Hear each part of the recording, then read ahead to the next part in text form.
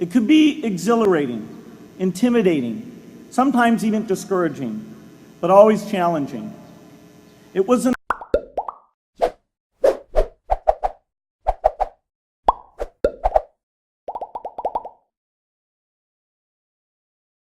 incoming President Faust, members of the Harvard Corporation and the Board of Overseers, members of the faculty, parents, and especially the graduates.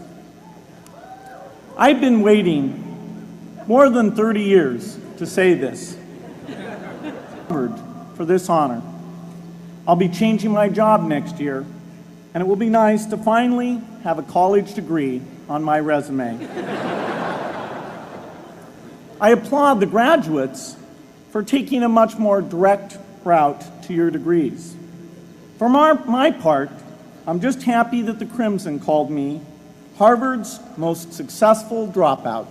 I guess that makes me valedictorian of my own special class. I did the best of everyone who failed. I want to be recognized as the guy who got Steve Ballmer to drop out of business school. I'm a bad influence. That's why I was invited to speak at your graduation. If I'd spoken at your orientation, fewer of you might be here today.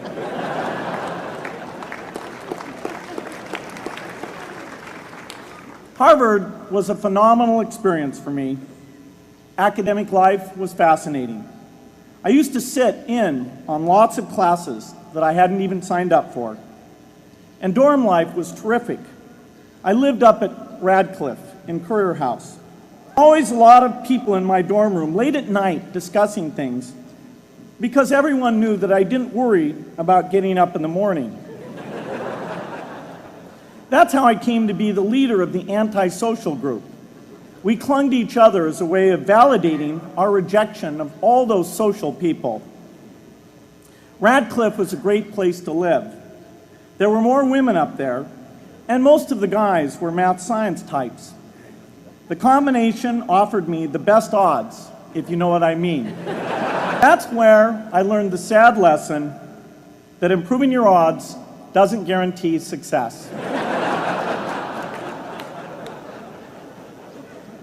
One of my biggest memories of Harvard came in January 1975, when I made a call from Currier House to a company in Albuquerque, New Mexico, that had begun making the world's first personal computer.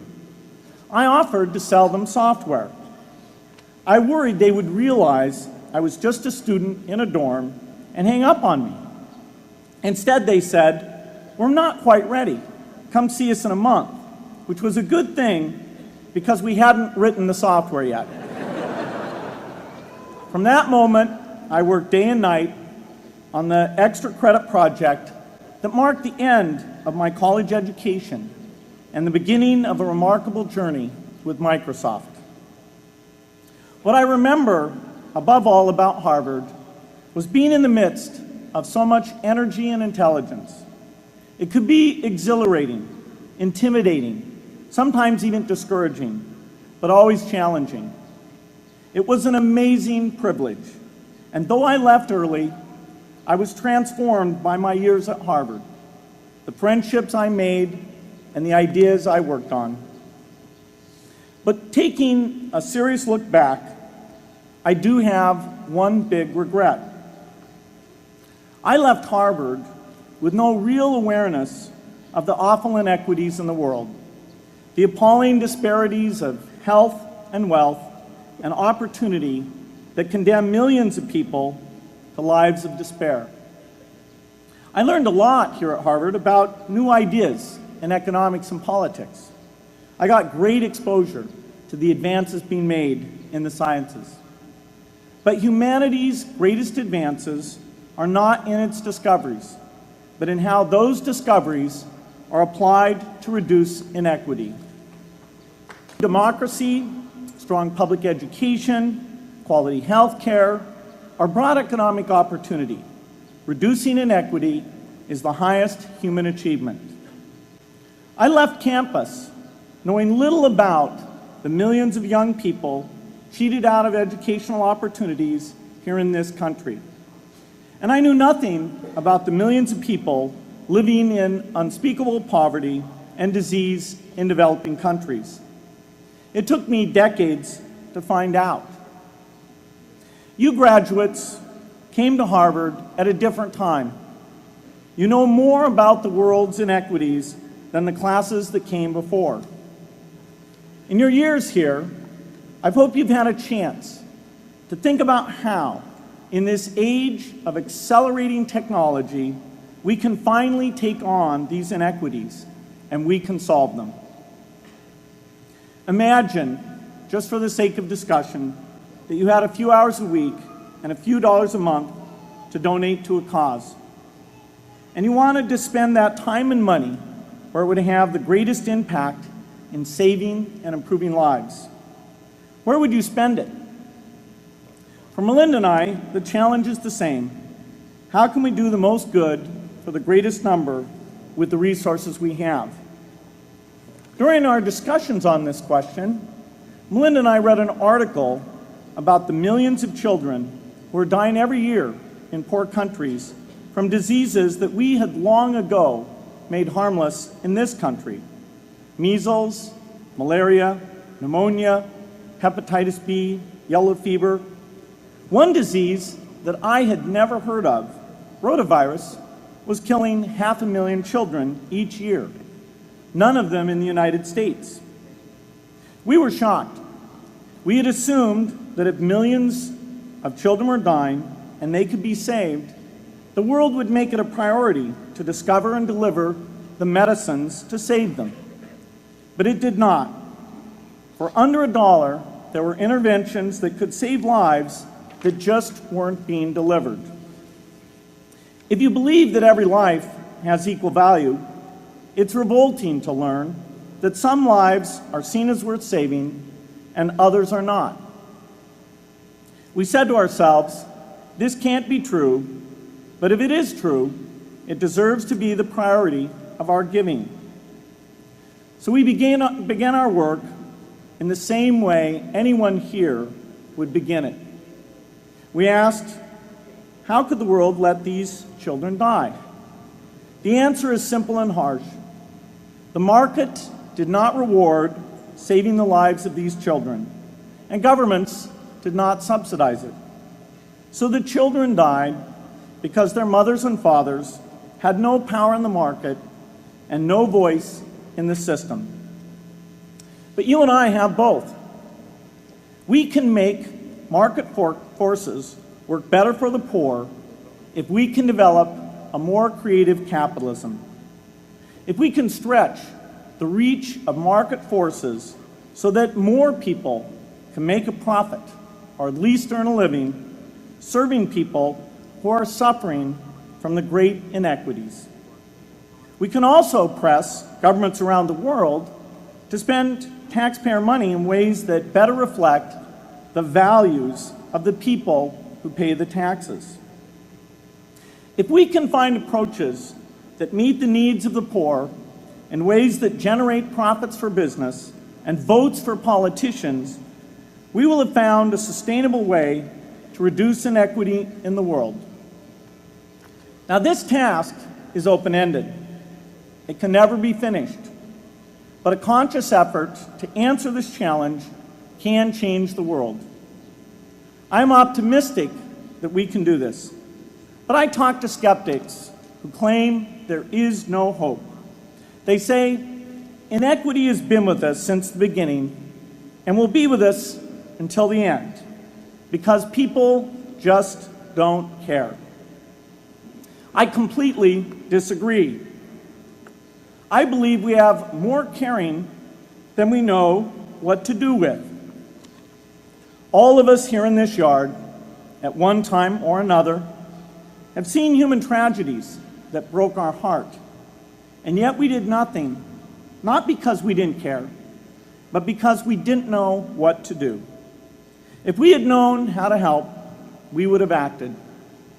The barrier to change is not too little caring. It is too much complexity. To turn caring into action, we need to see a problem, see a solution, and see the impact. but complexity blocks all three steps. Even with the advent of the internet and 24-hour news, it is still a complex enterprise to get people to truly see the problems. When an airplane crashes, officials immediately call a press conference. They promise to investigate, determine the cause, and prevent similar crashes in the future. But if the officials were brutally honest, they would say, of all the people in the world who died today from preventable causes, 1/2 of 1% were on this plane. We're determined to do everything possible to solve the problem that took the lives of the 1/2 of 1%. The problem is not just the plane crash, but the millions of preventable deaths. We don't read much about these deaths. The media covers what's new, and millions of people dying is nothing new. So it stays in the background where it's easy to ignore. But even when we do see it or read about it, it's difficult to keep our eyes on the problem. It's difficult to look at suffering if the situation is so complex that we don't know how to help. And so we look away. If we can really see a problem, which is the first step, we come to the second step, cutting through the complexity to find a solution. Finding solutions is essential if we want to make the most of our caring. If we have clear and proven answers anytime an organization or individual asks, "How can I help?" then we can get action, and we can make sure that none of the caring in the world is wasted. But complexity makes it hard to mark a path of action for everyone who cares, and makes it hard for their caring to matter. Cutting through complexity to find solutions runs through 4 predictable stages: determine a goal, find the highest impact approach, deliver the technology ideal for that approach, and in the meantime, use the best application of technology you already have, whether it's something sophisticated like a new drug or something simple like a bed net. The AIDS epidemic offers an example. The broad goal, of course, is to end the disease. The highest leverage approach is prevention. The ideal technology would be a vaccine that gives lifelong immunity with a single dose. So governments, drug companies, and foundations are funding vaccine research. But their work is likely to take more than a decade. So in the meantime, we have to work with what we have in hand, and the best prevention approach we have now is getting people to avoid risky behavior. Pursuing that goal starts the 4-step cycle again. This is the pattern.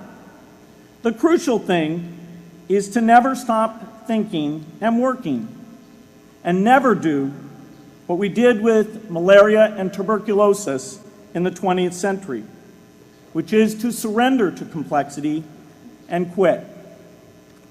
The final step, after seeing the problem and finding an approach, is to measure the impact of the work and to share that, success or failure, so that others can learn from the efforts. You have to have the statistics, of course. You have to be able to show, for example, that a program is vaccinating millions more children. You have to be able to show, for example, a decline in the number of children dying from the diseases.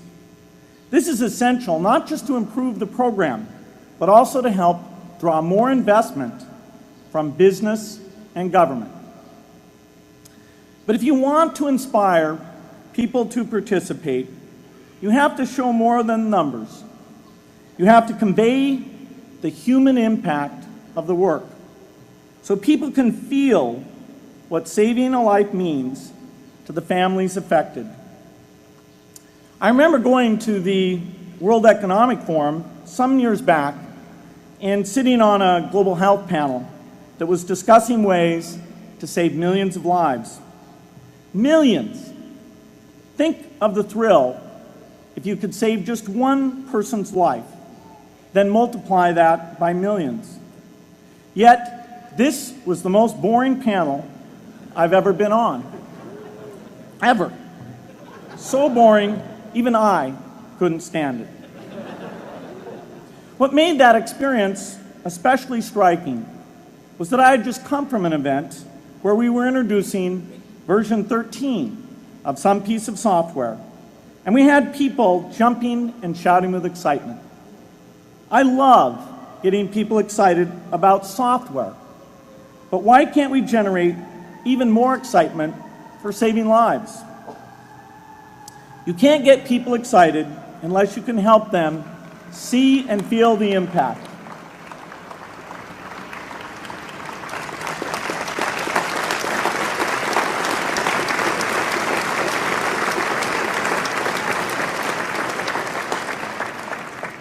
The way to do that is another complex question.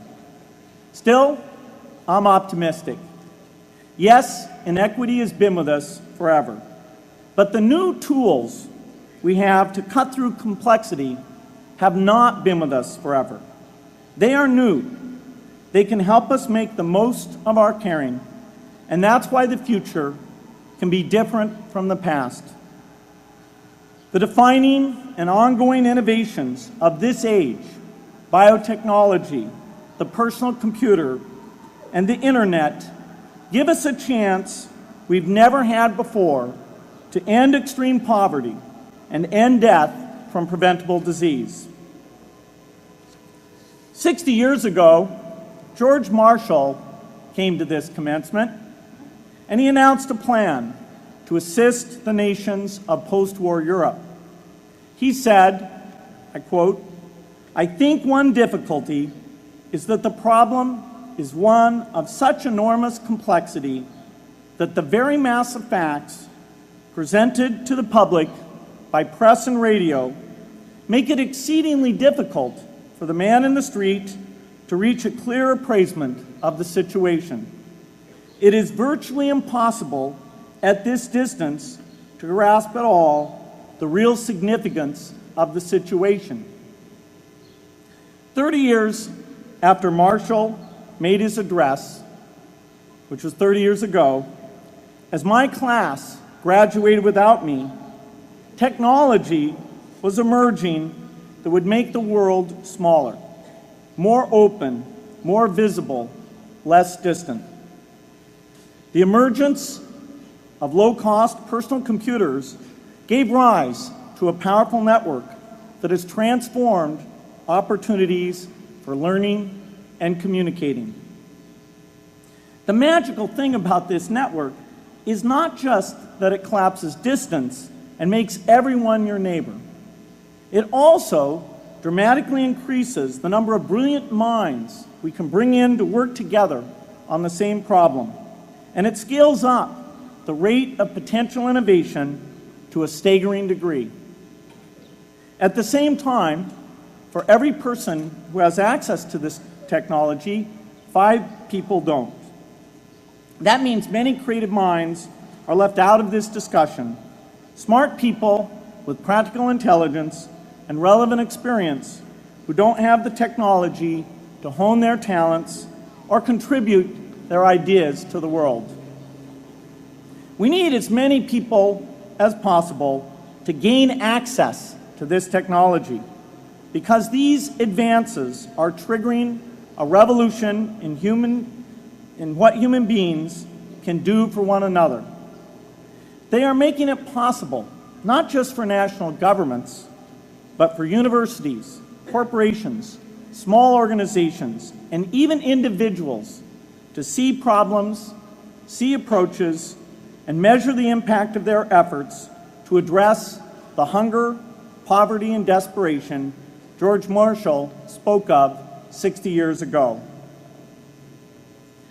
Members of the Harvard family, here in the yard is one of the great collections of intellectual talent in the world. For what purpose?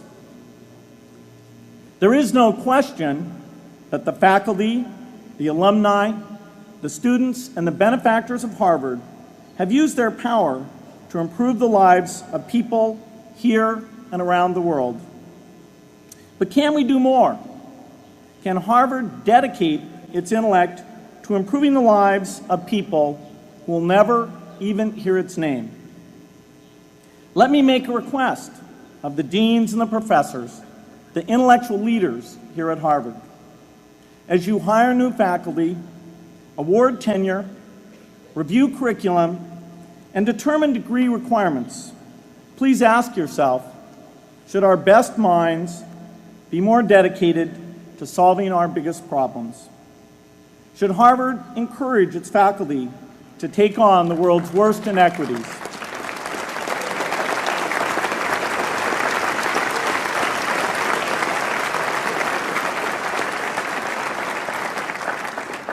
Should Harvard students know about the depth of global poverty, the prevalence of world hunger, the scarcity of clean water, the girls kept out of school, the children who die from diseases we can cure? Should the world's most privileged learn about the lives of the world's least privileged? These are not rhetorical questions.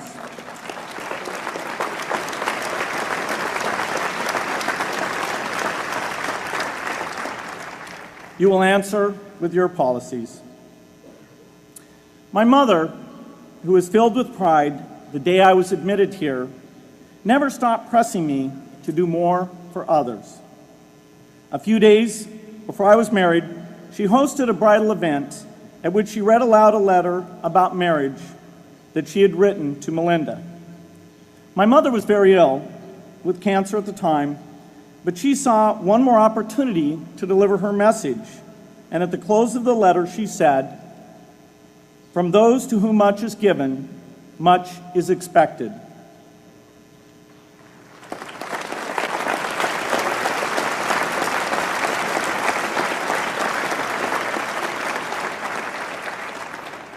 When you consider what those of us here in this yard have been given in talent, privilege, and opportunity, there is almost no limit to what the world has a right to expect from us.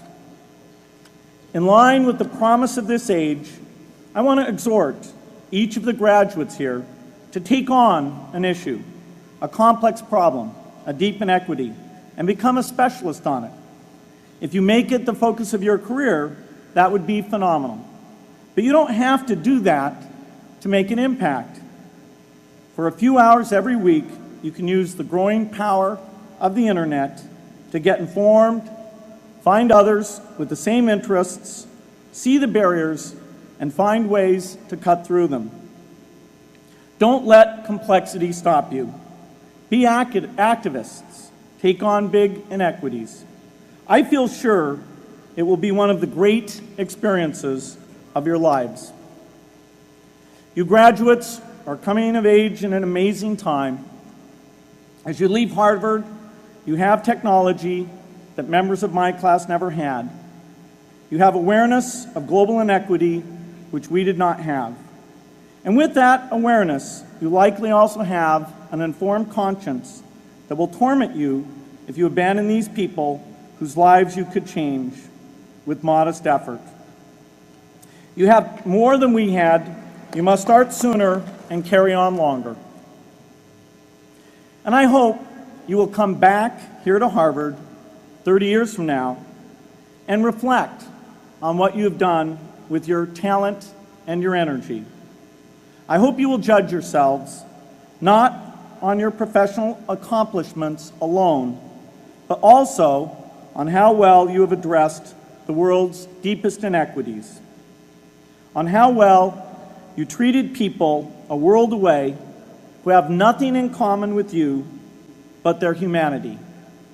Good luck.